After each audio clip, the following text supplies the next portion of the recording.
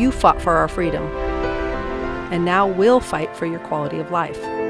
We thank you for your service. You've made enough sacrifices. We won't let your hearing be another. We are Audiology Associates.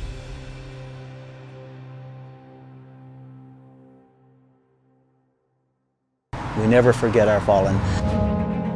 I'm Bill Reynolds. I'm Director of Veterans Affairs. I write stories of our local veterans. I interview them, I collect their photographs. I knew that my efforts here were never in vain. And now we're shifting gears to do a video series so that you can meet these veterans up close and personal. Some shrapnel came into my lower left leg. It fractured my fibula in 7 places. Please join me in honoring these great Americans. Ask not what your country can do for you. Ask what you can do for your country.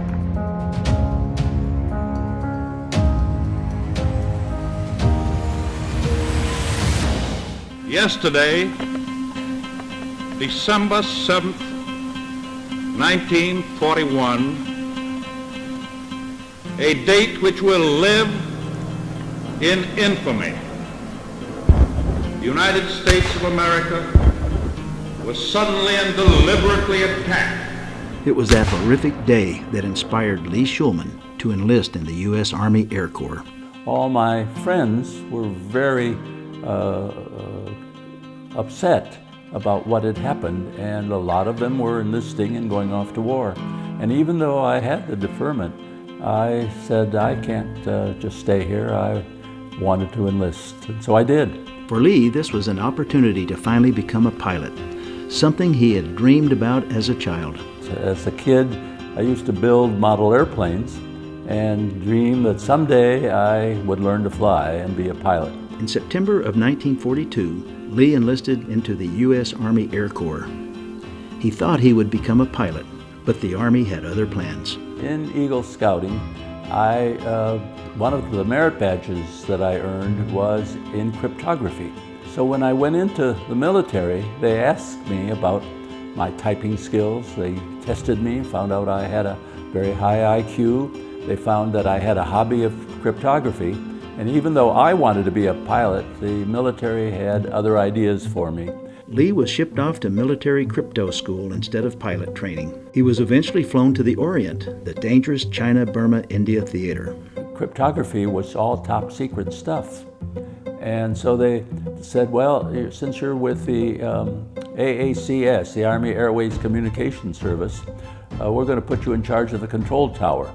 So for several months when I first got overseas, I operated the control tower at Sukkerting Air Base, and I learned to be an air traffic controller. Everything but piloting. It was an interesting job, but eventually our orders caught up with us and we began doing our crypto work all over the Orient. Because of Lee's work, American communications became foggy to the enemy, but their messages became clearer. We were able to encrypt messages that would go back and forth and learn what was going on with them and what help they needed by way of support. Frequently we were called upon to send rescuers to bring back people who got shot down in the jungle or who got lost in the jungle, or to learn where the point was, where the point of contact with the Japanese. Documents left behind captured enemy air bases were often decrypted by Lee's team. The day after we captured that air base, they flew me in, a pilot and a co-pilot in a B-25, flew me in to Mishnah. And when we landed, the field had been pretty well bombed out, but we were able to land, and they taxied up to this operations area, and I got out of the plane, got the code material. When I got back in the plane, we took off, and as we took off, we got hit by machine gun fire and knocked out the right engine of our plane and the right landing gear. And he pancaked the plane in there, and we ended up running off the end of the runway into the woods. The wings were sheared off. We were all knocked out. Lee was hospitalized and his work was forever held in secret. I don't know whether the pilot and co-pilot got Purple Hearts, but I didn't, because in our work we were low profile. And with cryptographers, there was all top secret stuff, and we got no medals. The only recognition I ever got was a letter from the Army Chief of Staff after the war, calling me a hero. And I was pleased. I still have that letter framed, hanging on the wall of my bedroom. He continued his crypto work until Japanese Emperor unconditionally surrendered. He was ordered home, or so he thought.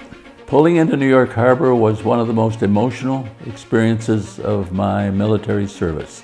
As we were pulling into the harbor, the band, we had a Coast Guard band aboard ship, and they started playing the song Sentimental Journey as we're pulling into the harbor, and the fireboats were streaming water across the bow of the General Greeley. And we pulled into the dock, and I got so choked up I could hardly see.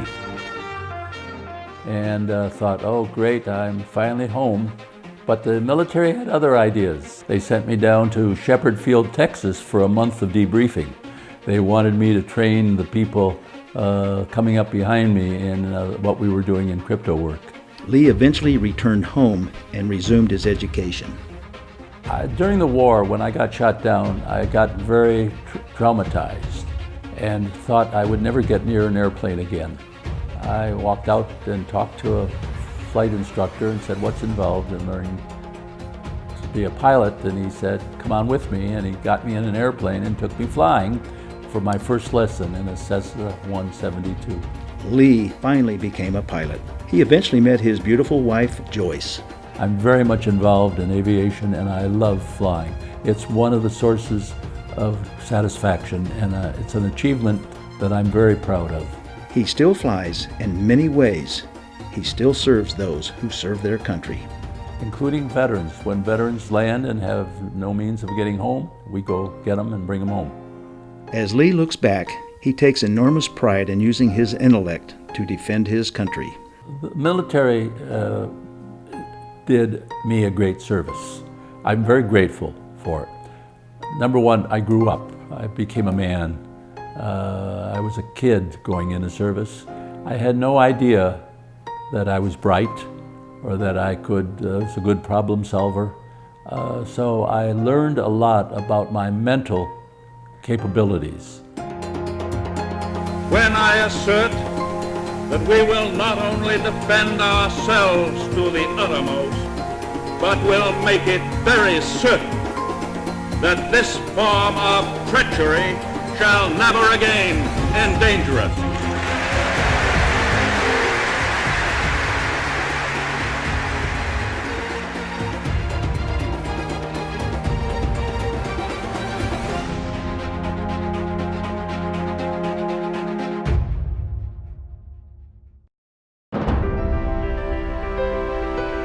You kept us safe. You fought for our freedom. Now it's our turn. We want you to hear us when we say, thank you for your service. We are Audiology Associates.